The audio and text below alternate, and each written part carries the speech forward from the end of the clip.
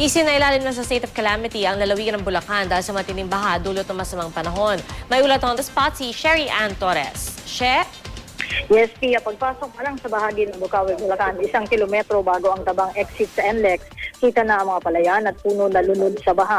Ang mga motorista di rin maiwasang magsihinto at dahan-dahang bumaybay sa pinakagilid ng kalsada na may pinakamababaw na tubig. Pero mas matindi ang sitwasyon sa kahabaan ng MacArthur Highway papuntang Kapitolyo ng Bulacan sa Malolos.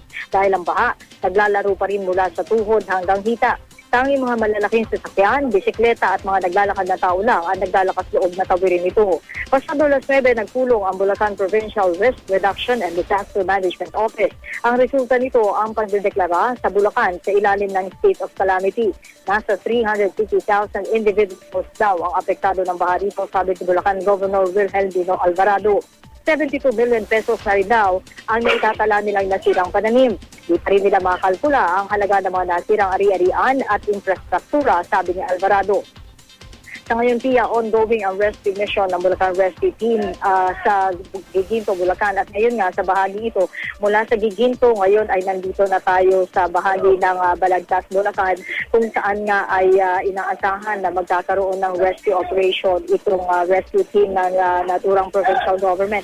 Sa gitna, Pia, nung ating paglalakbay, pagbaybay dito sa mga kalsada na naglalaro ang baha mula tuhod hanggang hita, ay sige rin naman ang pagbibigay ng libreng sakay dito ng rescue team sa mga residente na napipilitang maglakad sa gitna ng baha, kasabay na rin ang kabugso-bugsong pag-ulan.